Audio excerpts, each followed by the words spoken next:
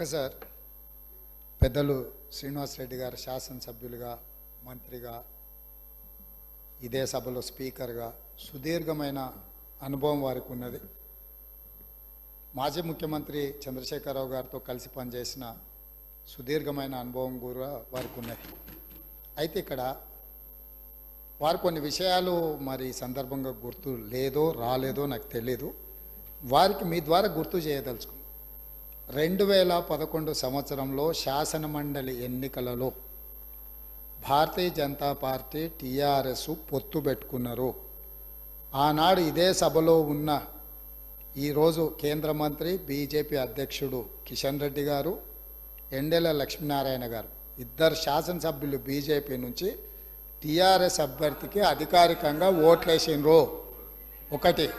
రెండవది, ఆనాడు ముగ్గురు టీఆర్ఎస్ ఎమ్మెల్యేలు కిరణ్ కుమార్ రెడ్డి గారికి ఓటేసిండ్రు.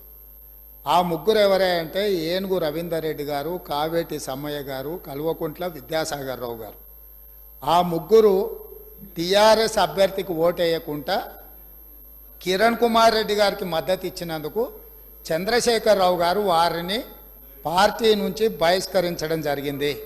ఆ సందర్భంగా ఎమ్మెల్యేలు ఏం చెప్పిండ్రంటే, అయ్యా మీ అల్లుడు గారే మమ్మల్ని ఇక్కడ ఓటేయమని చెప్తే మేము పోయి అక్కడ ఓటేసినాము, ఓటేయమన్న మీ అల్లుడినేమో ఇంట్లో పెట్టుకున్నావు, మమ్మల్ని పార్టీ నుంచి ఎట్లా బహిష్కరిస్తామని వాళ్ళు మాట్లాడడంతో తిరిగి 2014లో వారికి టికెట్లు ఇవ్వడం జరిగింది. నెంబర్ 1.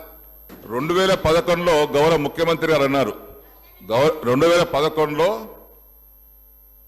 ఆ రోజు శాసన మండలికి ఎన్నిక జరిగితే ముగ్గురు టిఆర్ఎస్ శాసనసభ్యులు కాంగ్రెస్ ఓటేసినటువంటి మాట వాస్తవం. సస్పెండ్ చేసిండ్రు. కిరణ్ కుమార్ రెడ్డి కాదు, ఎమ్మెల్సీగా కాంగ్రెస్ పార్టీ రంగారెడ్డి పోటీ చేసిండు, టిఆర్ఎస్ తరఫున మహమూద్ అలీ గారు పోటీ చేసిండ్రు. నేను అప్పుడే మన ఇద్దరం తెలుగుదేశం పార్టీలో ఉన్నాం. దాని తర్వాత నేను బీఆర్ఎస్ పార్టీకి వచ్చిన. టీఆర్ఎస్ పార్టీకి వచ్చిన తర్వాత నాకు కూడా బలవంతం చేసిండ్రు, మీరు కూడా రంగారెడ్డి కోటేయమని. నేను బీఆర్ఎస్ పార్టీకి మొన్నే వచ్చినా మాట ఇచ్చినా, నేను టీఆర్ఎస్ పార్టీ అభ్యర్థిగా ఓటేసి తప్పితే ఇంకో దానికి వేయనంటే మీరు చెప్పినటువంటి 3 పేర్లు నేను చెప్పదలుచుకు రిపీట్ చేయదలుచుకోలేదు. ఆ 3 పేర్లు లాలూచి పడి బీఆర్ఎస్ పార్టీకి అభ్యర్థికి వ్యతిరేకంగా రంగారెడ్డి కోటేసి రంగారెడ్డి గెలిపించుకున్నారు.